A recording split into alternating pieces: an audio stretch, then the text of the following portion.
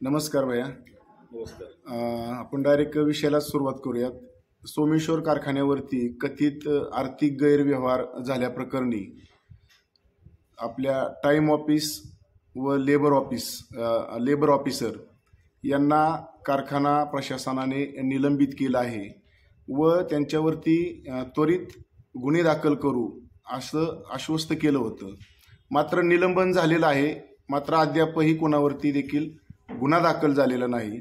जवळपास 70 लाखाच्या आसपास अपहार झाल्याच्या चर्चा काही सभासदांमधून होत आहेत. तर तुमची पहिली प्रतिक्रिया काय आहे? प्रथमतः 3-4 दिवसापूर्वी चेअरमन संचालक बोर्डाने जो धाडसी निर्णय घेतला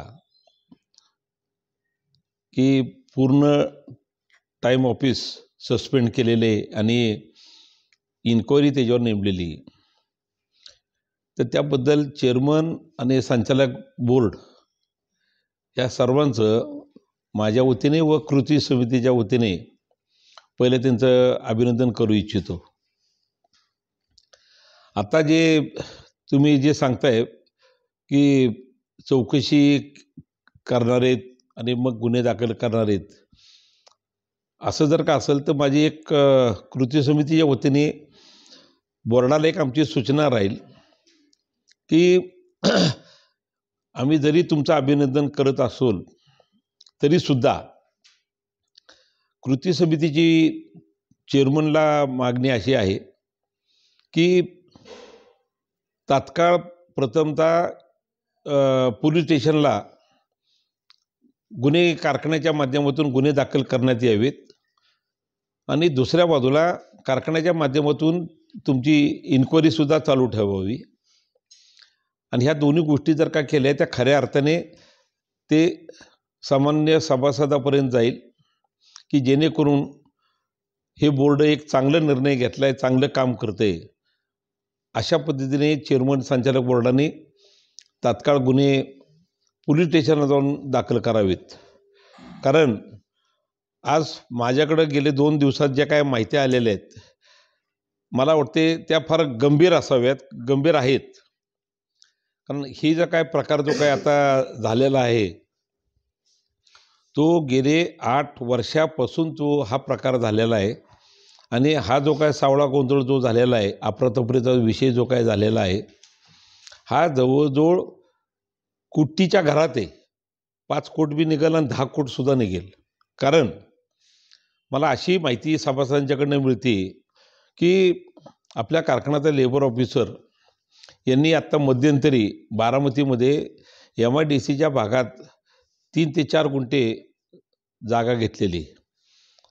आता बारामती MIDC सारख्या ठिकाणी एका गुंठेची किंमत काय आहे मला वाटते बऱ्यापैकी सभासदांना माहिती आहे. त्याच्यावरनं मला वाटते 60-70 लाखाच्या घरात ती किंमत असू शकते.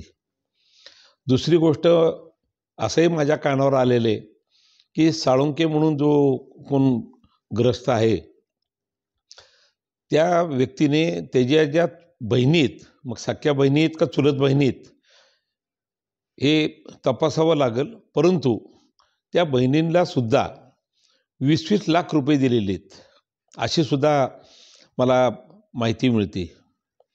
आता ह्या दोन्ही माहित्या जर का काढल्यात तर ह्या माहित्या जवळजवळ 1 कोटीच्या घरात येतात.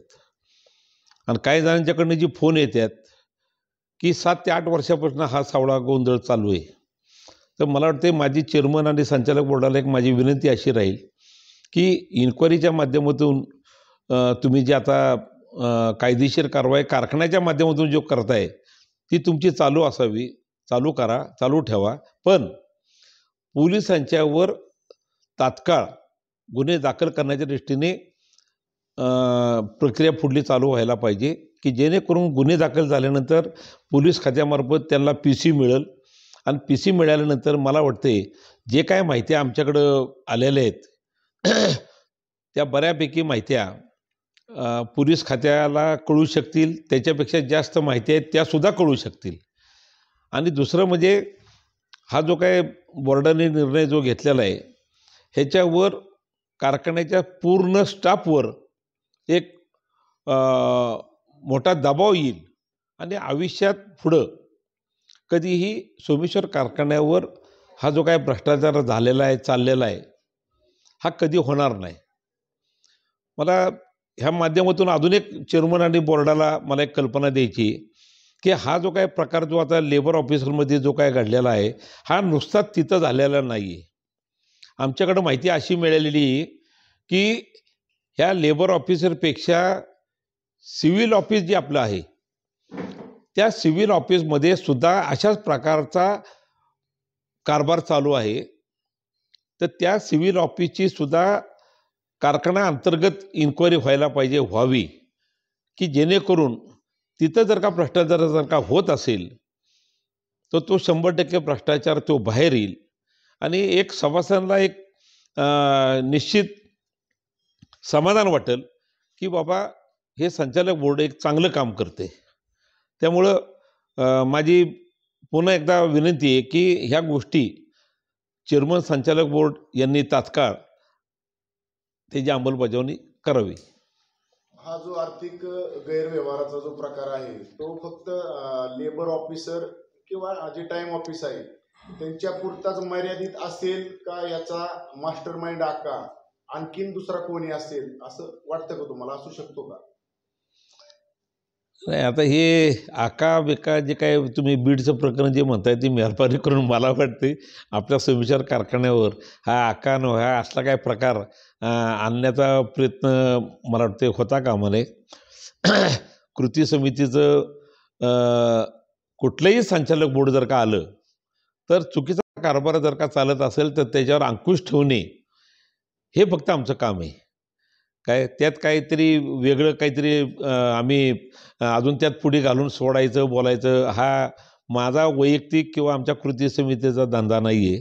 त्यामुळं मी ह्याच्यावर फक्त एवढंच मी म्हणेल की जर का ती माझ्यापर्यंत आणि आमच्या कृती समितीपर्यंत जर का ह्या माहित्या जर का आलेल्या नसतील तर ह्याचा मास्टर माइंड कोण आहे कोण असावा मला वाटते मी बोलणं काय मला उचित वाटत नाही. मी मगाशीच तुम्हाला मी सांगितलं की त्या साळुंकेच्या बहिणी त्यांच्या नावावरनं त्या दोघींना 20-20 लाख रुपये दिलेत. मी मगाशीच मी बोललेलो आहे. आणि निंबाळकर जो लेबर ऑफिसर आहे त्यांनी 4 गुंठे घेतले हे मी बोललेलो आहे. आता ह्या बाबतीत जर का मास्टर माइंड कोण आहे किंवा कोण असावा किंवा अंदाज असं जर का माझ्यापर्यंत माहिती जर का नसेल तर मी कोणातरी नाव घेऊन बोलणं हे मला काही उचित वाटत नाही.